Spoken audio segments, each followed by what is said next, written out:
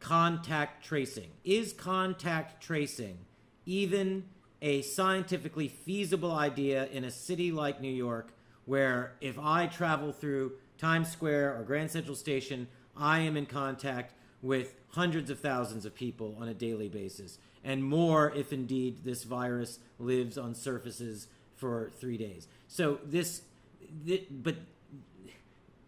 is the drumbeat that we will have to have this. Is this a scientifically feasible notion in the first place for an airborne respiratory infection?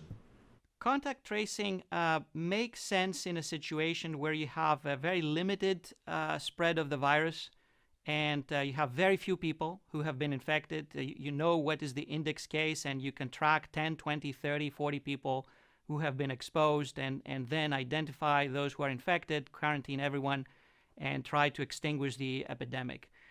In some sense, it has worked fairly well in countries like Taiwan, Singapore, South Korea, where they were very aggressive in testing and identifying people who are infected and then trying to identify also their contacts.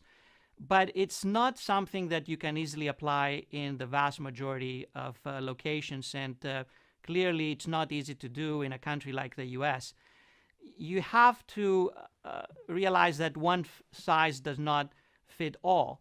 And I have always been in favor of more testing because it gives us better insights into the epidemic. I have been in favor of random representative testing as well because it tells us with more accuracy what is the stage of the current infection wave, how many people have been infected, and or how many people are actively infected. But for locations where you have 10%, perhaps 20% of the population already infected, contact tracing, you can imagine almost everyone in that location has been exposed. So New York City, for example, at the moment, we are in the process of launching a seroprevalence study, hopefully very soon.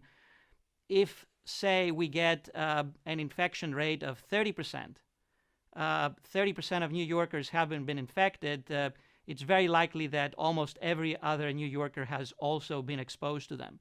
So you're saying, I'm sorry, could you say that again? If 30% of New Yorkers have been infected? This is entirely speculative, as you understand, but if 30% of New Yorkers have been infected, then the other 70% must have met, almost all of them, some of that 30%, pretty recently. Therefore, contact tracing means just the entire population in that case. And even with lower percentages, that 30% was entirely speculative. And please don't say that I came out and was prescient about anything. But even if you have like 5% of the population being infected, again, 1 out of 20 people, each one of us is meeting lots of others in our daily life, even under conditions of shelter in place. I mean, many people have to work, many people go out to shop.